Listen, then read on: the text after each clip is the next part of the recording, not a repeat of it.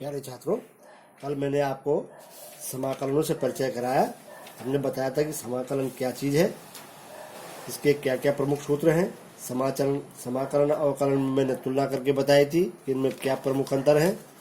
मुख्य बातें मैं आपको फिर बता देता हूँ। हमने कहा था कि अवकलन की जो विपरीत प्रक्रिया है उसको हम समाकलन कहते हैं। हमने कहा था अवकलन के अंतर्गत हम किसी फलन का अवकलन किसी बिंदु पर ज्ञात करते हैं, जबकि समाकलन के अंतर्गत हम किसी फलन का समाकलन किसी सीमा के अंतर्गत करते हैं। हमने कहा था अवकलन जो है वो एक व्यवकलन है, तोड़ने का गणित है, जबकि समाकलन एक योजन का अर्थात जोड़ने का गणित है।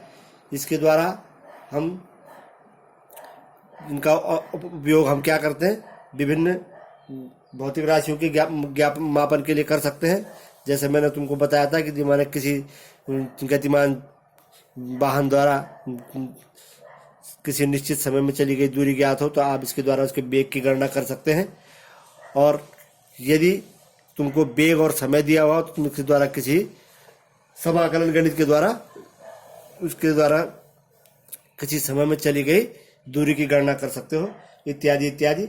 चार्ट बना करके मैंने आपके सामने बताया था। अब मैं आपको प्रश्नावली 1.1 पे ले जाता हूं। एक्सरसाइज 1.1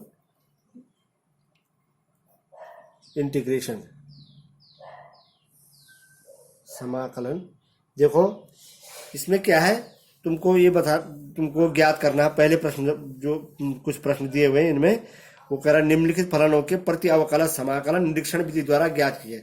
निरीक्षण विधि का मतलब ये है कि आपको इनका समाकलन ज्ञात करना है इस प्रकार से कि आपको उसका अवकलन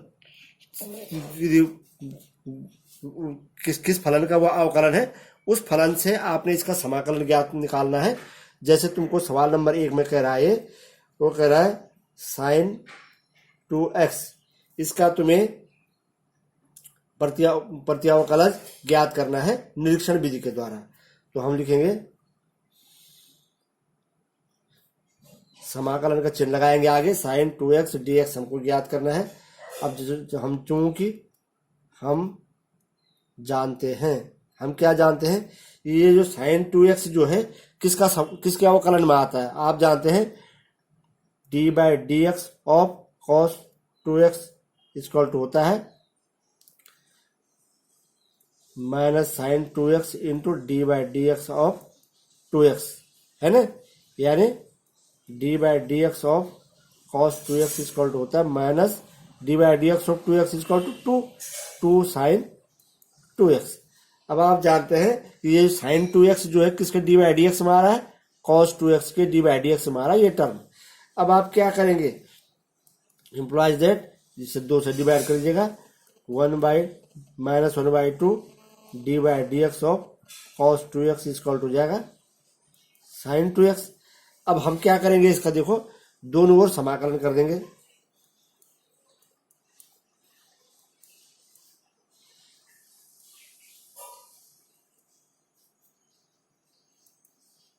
समाकलन करेंगे आप, तो मैं इसको रिवर्स ऑर्डर में लिख देता हूं।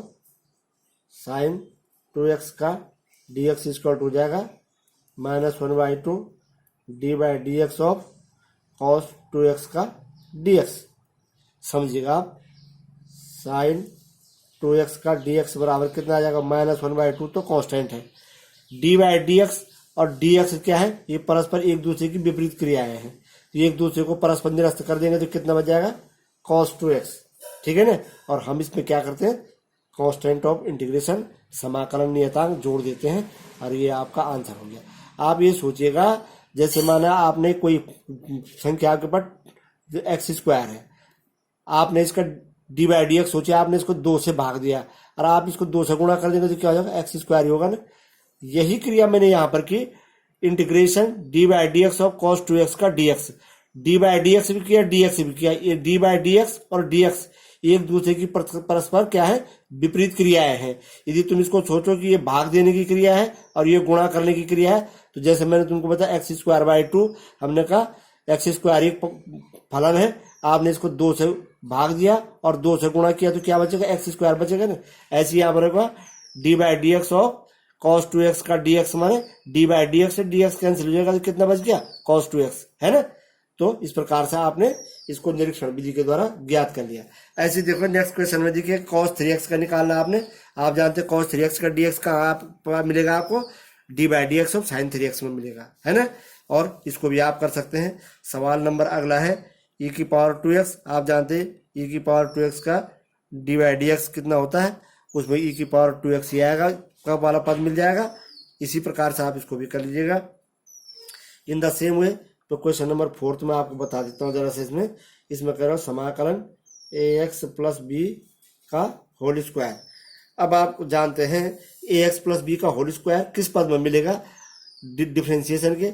आप जानते हैं कि डिफ्रेंशिएशन करने पर किसी भी जो वो है बहुपदी फलन है उसका बहुपद की घात 1 कम हो जाती है और इंटीग्रेशन करने पर ये घात बढ़ जाती है। तो इससे हायर ऑर्डर का हम क्या करेंगे, पद लेंगे, उसका डिफ्रेंशिएशन लेंगे तो हमको ये ज्ञात हो जाएगा। तो हम लिखें चूंकि हम जानते हैं, क्या आप क्या जानते हैं कि ax प्लस बी का होल क्यूब, देखो इससे एक बड़े पद का लेंगे तब आपको ये पद मिलेगा डिफ्रेंशिएशन में, d by d x of ax plus b का होल क्यूब बराबर होगा 3ax प्लस बी का होल स्क्वायर इंटू ए, यानी कितना हो जाएगा ये, d by d x of ax plus b का होल क्यूब बराबर 3ax प्लस बी का होल स्क्वायर। अब यहाँ पर देखिएगा मैं इसको लिख सकता हूँ ax प्लस, मैं इसका क्रम बदल देता हूँ, दाएं को बाएं, बाएं को दाएं लिखता हूँ। 1/3a ये तो कांस्टेंट हो गया, इससे डिवाइड किया मैंने, into d by d x of ax plus b का होल क्यूब, इतना आया। अब आप क्या कीजिएगा, इसको सोल्व कीजिएगा, समाकलन करो, समाकलन ax प्लस बी का होल स्क्वायर बराबर हो जाएगा समाकलन 1/3a into d by d x of ax plus b का होल क्यूब का dx। जब आप समाकलन का चिन्ह लगाएंगे तो निश्चित तौर पे dx जरूर लगाएंगे। तो देखो ये जो ये पद था इसका आपने क्या किया, समाकलन कर दिया, ये आगे ये चिन्ह लगाया और पीछे dx।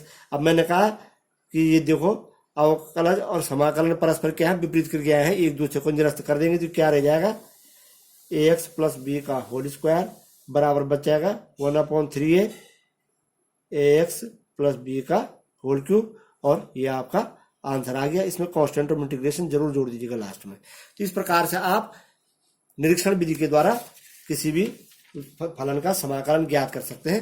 तो एक्सरसाइज 1.1 के क्वेश्चन नंबर 1 और 4 मैंने आपको बताया। क्वेश्चन नंबर बाकी जो मैं 6वें से आगे चलता हूँ, सीधे सूत्र पर आधारित है सवाल, तो आप सूत्र पर आधारित सवालों को सीधे सूत्रों पर कर लेंगे। ये केवल आपको इसलिए बताया था कि आपको पता चल सके कि समाकलन और अवकलन का पारस्परिक संबंध क्या है। अब देखो जैसे सवाल नंबर 6 है, इसमें कह रहा हूं कि समाकलन ज्ञात कीजिएगा। वो कह रहा है 4e की पावर 3x प्लस 1 का dx, इसका समाकलन आपको निकालना है। तो आप क्या करेंगे, समाकलन का यहाँ पर ये दो पद दिए हुए हैं इसमें, तो ये होगा दोनों का अलग अलग 3x का dx प्लस 1 का dx, है ना। यहाँ पर क्या प्रॉपर्टी लगाएंगे आप जानते हैं, क्योंकि कोई दो फलन है fx प्लस gx,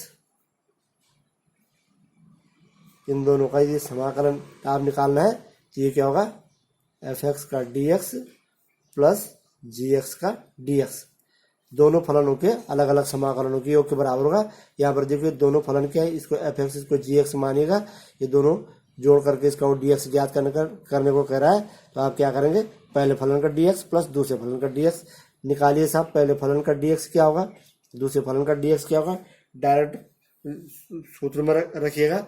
डायरेक्ट सूत्र में कैसे रखेंगे, आप देखिएगा ये होगा 4 इंटू ई की पावर 3x का dx कितना होता है भाई, ई की पावर 3x का dx होगा ई की पावर 3x/3 प्लस c1, और 1 का होगा x प्लस c2, ये हो जाएगा 4/3 ई की power 3x plus x plus C1 plus C2। और इस C1 प्लस C2 को C लिख डालिएगा, ये की कांस्टेंट कर दीजिएगा 3x plus x plus C। इस तरह से ये आपका आंसर हो गया। तो यहाँ पर डायरेक्ट आप लोग इसको क्वेश्चंस को इस तरह से करेंगे। अब आप बोलेंगे जरा से यहाँ पर एक जिज्ञासा कि ई की पावर 3x/3 कैसे करके आया। अब यहाँ पर आप ये देखिएगा, मैं निरीक्षण विधि से बता रहा हूँ आपको, इसका एक सूत्र व्युत्पन्न करके आप लिखेंगे, चूंकि d/dx ऑफ ई की पावर ax इक्वल टू होता है ई की power ax into d/dx of ax, यानी d/dx ऑफ a, यानी ये बराबर कितना होगा a ई की पावर ax, सॉरी x है ना, डी इसका हो जाएगा a, तो ये होगा a ई की पावर ax, a इसका d/dx आया। तो ये इसका मतलब क्या होगा, e की पावर ax इक्वल हो जाएगा 1/a d/dx ऑफ e की पावर ax। ठीक है ना, यहाँ से मैंने देखा e की पावर ax, उसको इस राइट लेफ्ट साइड में लिख दिया, इक्वल टू क्या होगा 1/a से भाग दे दिया, d/dx ऑफ e की पावर ax हो गया। अब मैं इसका समाकलन करता हूँ, e की पावर ax का dx बराबर निरीक्षण विधि से, जैसे मैंने ऊपर किया था, निरीक्षण विधि से धीरे धीरे इन सूत्रों को याद कर लीजिएगा। 1/a इंटू ई की पावर ax का d/dx का dx, इतने का dx क्या हो गया भाई, ई की पावर ax का dx बराबर कितना आ गया 1/a, तो कांस्टेंट है, d/dx से dx कैंसिल, क्या जाएगा ई की power ax।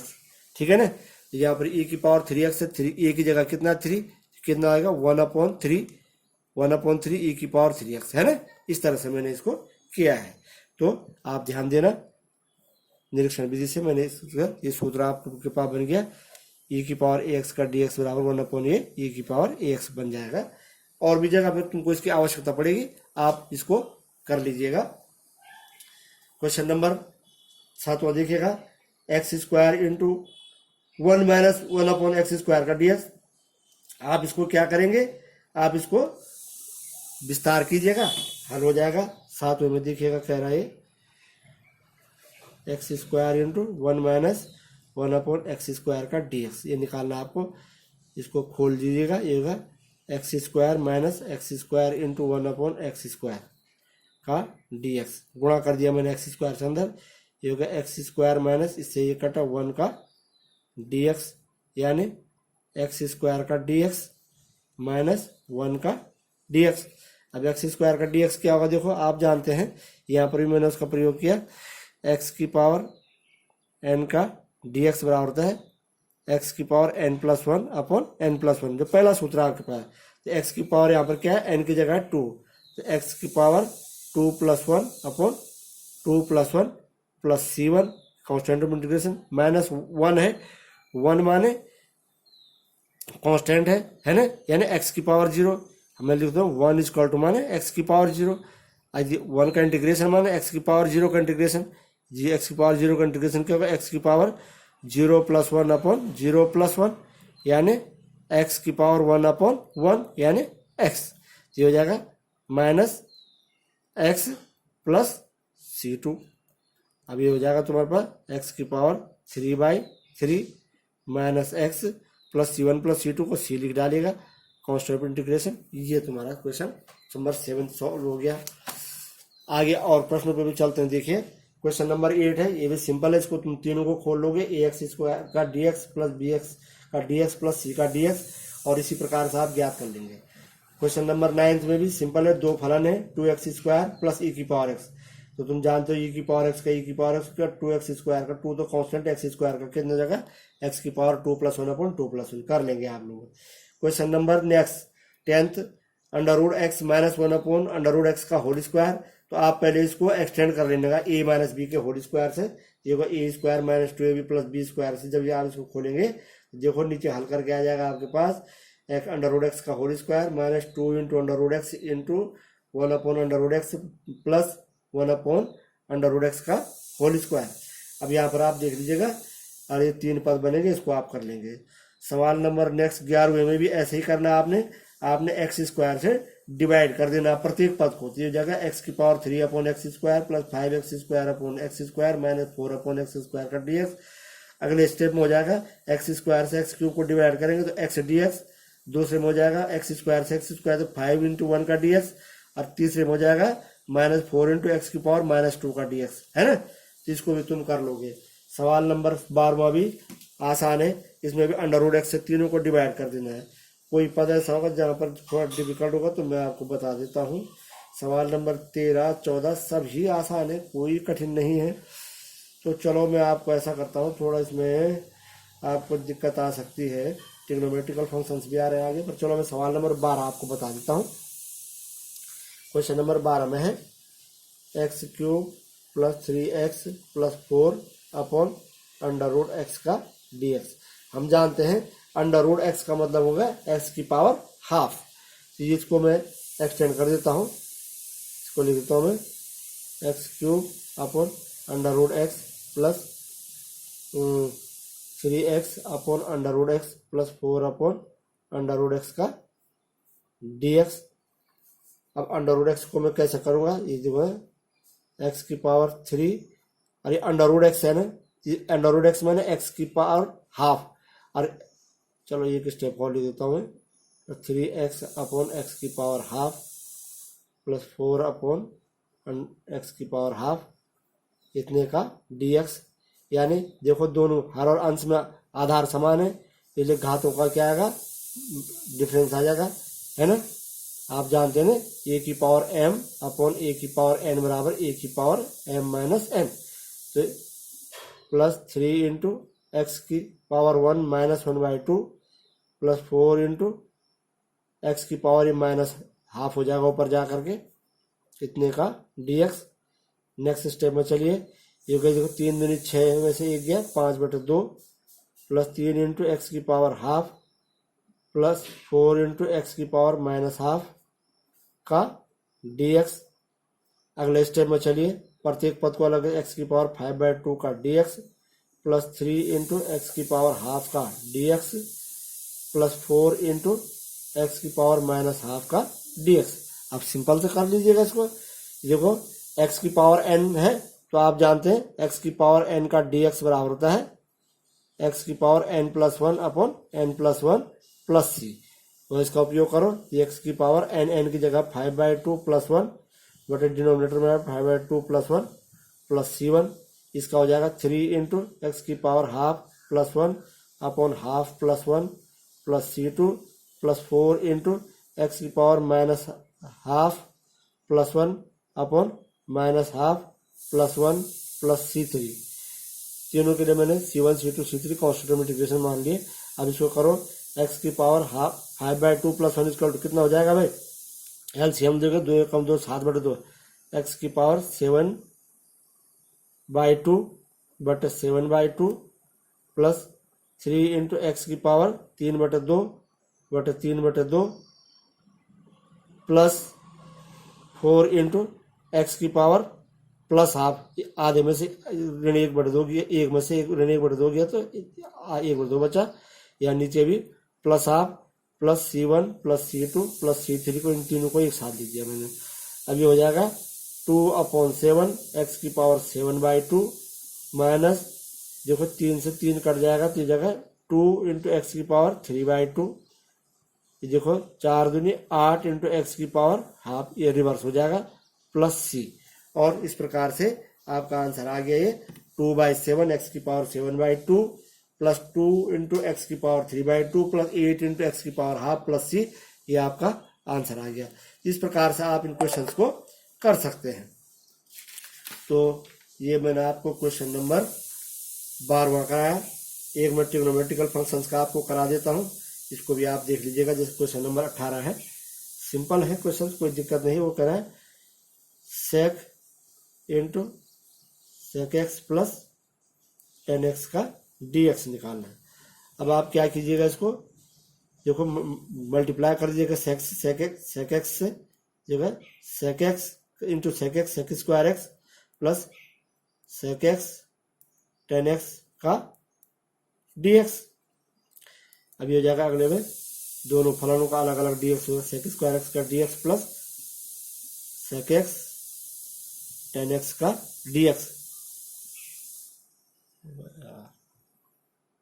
sec x tan x का dx।